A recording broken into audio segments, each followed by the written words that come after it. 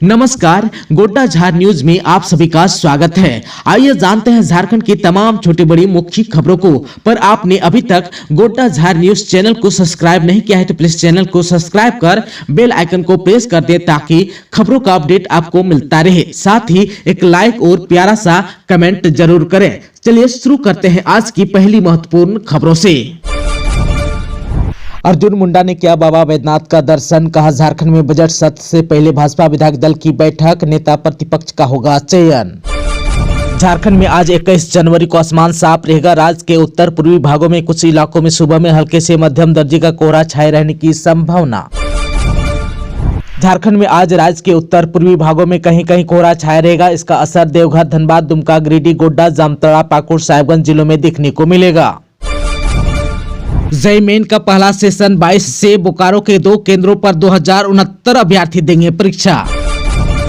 गिरिडीह में विधायक जयराम महतो पहुंचे डुमरी के प्रखंड कार्यालय, बीडीओ ओसीओ ने किया स्वागत। राज्य में संचालित सभी सीएम स्कूल ऑफ एक्सीलेंस में नामांकन की प्रक्रिया सोमवार से शुरू। 10 फरवरी तक विद्यार्थी अपना नामांकन मुख्यमंत्री उत्कृष्ट विद्यालय में करा सकेंगे। बच्चों के नामांकन के लिए जिला शिक्षा पदाधिकारियों को निर्देश भी भेज दिया गया है। झारखंड कैबिनेट की बैठक आज 21 जनवरी को, यह जानकारी मंत्रिमंडल सचिवालय एवं निगरानी विभाग ने दी। बैठक शाम 4 बजे से प्रोजेक्ट भवन में शुरू होगी। इस बैठक में कई अहम निर्णय लिए जा सकते हैं। राज्य में उद्योगों की स्थापना के लिए संशोधित गाइडलाइंस जारी। इसमें कहा गया कि उद्योग को यह सुनिश्चित करना होगा कि किसी भी नदी, नाले, धारा आदि के पानी के प्रवाह को अवरुद्ध या बाधित नहीं करेंगे। साथ ही रेलवे लाइन और नदी से होनी चाहिए 100 से 200 मीटर की दूरी। बोकारो में दाखिल खारिज के लंबित मामलों से नाराज आयुक्त ने 50 सीओ पर लगाया जुर्माना। सीएम हेमंत से मिले केंद्रीय रक्षा राज्य मंत्री संजय सेठ, कई मुद्दों पर हुई बात। नए एकलव्य मॉडल आवासीय विद्यालय का संचालन जल्द शुरू होगा, चमरा लिंडा ने कहा।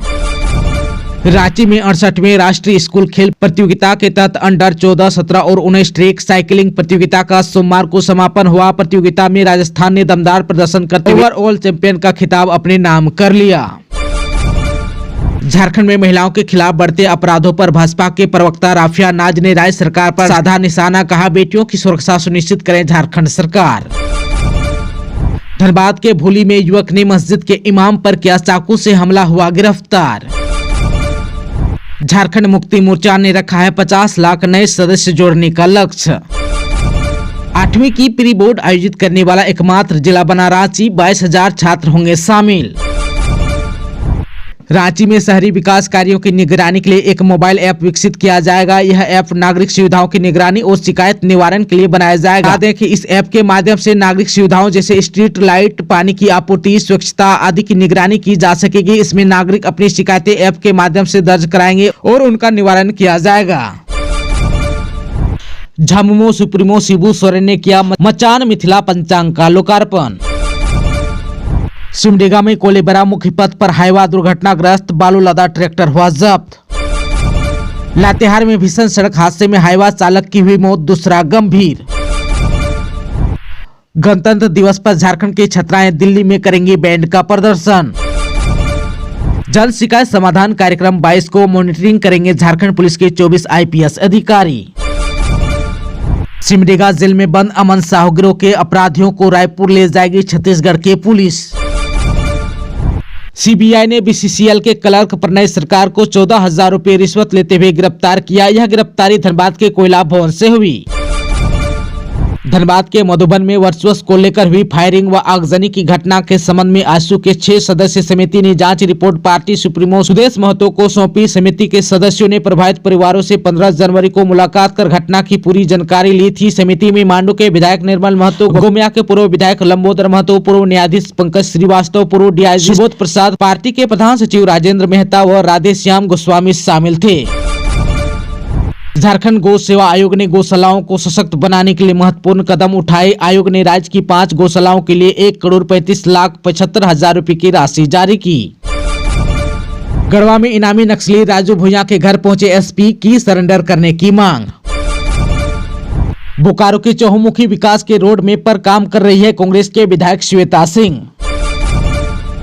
रांची में डीसी ने गणतंत्र दिवस को लेकर की बैठक, दिए कई अहम निर्देश। झारखंड राज्य में डीलिस्टिंग को लेकर आदिवासी समाज सजग हो गया। यह बात सोमवार को जनजाति सुरक्षा मंच के मुखिया संघ अध्यक्ष सोमा उरांव ने कहा। सोमा ने कहा कि जनजाति सुरक्षा मंच इसको लेकर मार्च के पहले सप्ताह में मोरहाबादी मैदान में रैली करेगा। अप्रैल में दिल्ली में 10 लाख आदिवासी जुटेंगे, सभी एक साथ मिलकर डीलिस्टिंग का मांग करेंगे। वित्त मंत्री राधाकृष्ण किशोर ने पलामू के शिवाजी मैदान में जिला स्तरीय किसान मेला सह प्रदर्शनी के उद्घाटन में बतौर मुख्य अतिथि के रूप में भाग लिया। उन्होंने किसान मेले में पलामू के जनप्रतिनिधियों की अनुपस्थिति पर भी सवाल उठाया। पलामू के डीडीसी शब्बीर अहमद ने कृषि विकास के लिए हेमंत सोरेन सरकार द्वारा संचालित योजनाओं की दी जानकारी। बोकारो के कसमार के सामुदायिक स्वास्थ्य केंद्र में 22 जनवरी को स्वास्थ्य मेले का आयोजन होगा। इसे सफल बनाने को लेकर प्रखंड प्रमुख नियोति डे व प्रभारी चिकित्सा पदाधिकारी डॉक्टर प्रफुल्ल महतो ने सोमवार को हरी झंडी दिखाकर जागरूकता रथ को रवाना किया। झारखंड के लातेहार के गारू में हाथियों ने कई घरों को किया ध्वस्त। रामगढ़ के मिलिट्री हॉस्पिटल रामगढ़ कैंट की ओर से आर्मी पब्लिक स्कूल में पोक्सो एक्ट पर कार्यशाला आयोजित की गई। कार्यशाला में मिलिट्री हॉस्पिटल की डॉक्टर रेणु गुलोत रॉय ने बच्चों को पोक्सो एक्ट के बारे में विस्तार से समझाया। रामगढ़ के गोला सामुदायिक स्वास्थ्य केंद्र में प्रखंड स्तरीय स्वास्थ्य मेले का आयोजन किया, जिसमें मुख्य अतिथि के रूप में रामगढ़ के विधायक ममता देवी शामिल हुए। विधायक ने दीप प्रज्वलित कर मेला का उद्घाटन किया। रांची में सुभाष चंद्र बोस का 128वां जन्म दिवस 23 जनवरी को मनाया जाएगा और इस अवसर पर द यूनियन क्लब एवं लाइब्रेरी परिसर में उनकी प्रतिमा स्थापित की जाएगी। प्रतिमा की ऊंचाई 8.5 फीट होगी। महिलाओं को डाइन कहना कानूनी अपराध, कविता ने कही। धनबाद में केंद्रीय मंत्री गडकरी ने गोविंदपुर निरसा में एलिवेटेड रोड के लिए 1130.54 करोड़ की दी मंजूरी, लोगों में खुशी। झारखंड के हजारीबाग में सड़क हादसे में कबाड़ी मजदूर की हुई मौत। झारखंड में प्रति व्यक्ति आय में वृद्धि लेकिन राष्ट्रीय औसत से पीछे। झारखंड के गुमला में पुलिस की उग्रवादियों से मुठभेड़, AK-47 बरामद। एक उग्रवादी के घायल होने की है सूचना। भारी मात्रा में हथियार हुआ जब्त। झारखंड के गुमला में बीती रात पुलिस और उग्रवादियों के बीच मुठभेड़ हो गई। इस घटना में एक उग्रवादी की गोली लगने की सूचना है, हालांकि इसकी आधिकारिक पुष्टि अभी नहीं हुई है। इधर सुरक्षा बलों ने घटनास्थल से AK-47 समेत भारी मात्रा में हथियार बरामद किया है।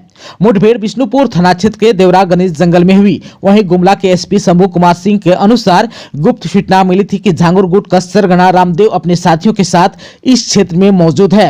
सूचना के आधार पर IRB कमांडेंट के नेतृत्व में पुलिस टीम ने क्षेत्र की घेराबंदी की। तलाशी अभियान के दौरान उग्रवादियों ने पुलिस टीम पर फायरिंग शुरू कर दी। इस पर पुलिस ने जवाबी कार्रवाई में फायरिंग की। सुरक्षा बलों को भारी पड़ता देख उग्रवादी घने जंगलों में भाग गए। इस ऑपरेशन में पुलिस ने AK-47 राइफल सहित भारी मात्रा में हथियार और गोला बारूद बरामद किया है। जमीन विवाद में जमीन कारोबारी को मारी गोली, सिर पर कुल्हाड़ी से हमला, दाहिने पैर में लगी गोली, आरोपी हुआ गिरफ्तार। लातेहार में जमीन विवाद ने एक भयानक मोड़ ले लिया। सोमवार की सुबह लगभग 9 बजे रेलवे पंपू कल के पास डोरवा के निवासी जमीन कारोबारी डॉक्टर सदाकत अंसारी पर जानलेवा हमला किया गया। हमलावरों ने न केवल उन पर गोली चलाई बल्कि कुल्हाड़ी से भी वार किया। घटना में डॉक्टर अंसारी के दाहिने पैर की जांघ में गोली लगी और सिर पर कुल्हाड़ी से प्रहार के कारण गंभीर चोटें आई। स्थानीय लोगों की मदद से उन्हें तत्काल सदर अस्पताल पहुंचाया गया, जहां प्राथमिक उपचार के बाद उनकी गंभीर स्थिति को देखते हुए रिम्स रेफर कर दिया गया। पीड़ित ने अस्पताल में बताया कि 3 लोगों ने उन्हें निशाना बनाकर हमला किया। पुलिस जांच में सामने आया कि घटना मूल कारण जमीन विवाद का है। घटना की सूचना मिलते ही SDPO अरविंद कुमार और सदर थाना प्रभारी दुलार चौड़े पुलिस बल के साथ मौके पर पहुंचे। पुलिस की त्वरित कार्रवाई में मुख्य आरोपी सागर शर्मा, जो कि रमेश शर्मा का पुत्र है, बालूमाथ के मकिया टांड के पास से गिरफ्तार कर लिया। थाना प्रभारी के अनुसार मामले की गहन जाँच जारी है। बोकारो हजारीबाग सीमा पर बस पलटी, 3 की हुई मौत। टायर फटने से बस के अनियंत्रित होने से हुआ हादसा, 7 जख्मी। हजारीबाग में विष्णुगढ़ गोमिया रोड पर नरकी के पास रविवार की शाम बस पलटने से 3 लोगों की मौत हो गई। 7 यात्री गंभीर रूप से घायल हुए, उन्हें अस्पताल में भर्ती कराया गया। एक मृतक की पहचान नरकी निवासी मंगर कुमार के रूप में हुई। प्रत्यक्षदर्शियों के मुताबिक नेहा नामक मिनी बस हजारीबाग से विष्णुगढ़ होते हुए फुसरो जा रही थी। नरकी से करीब 1 किलोमीटर पहले बस का अगला टायर फट गया। इससे तेज गति से जा रही बस अनियंत्रित होकर भी सड़क पर पलट गई। यात्रियों की चीख पुकार मच गई। गई, कई लोग बस के नीचे ही दब गए। उधर धमाके की आवाज सुनकर आसपास के लोग घटनास्थल पर पहुंचे और लोगों को बस से बाहर निकाला। कुछ देर बाद पुलिस पहुंची और बस को हटाकर दबे यात्रियों को निकाला।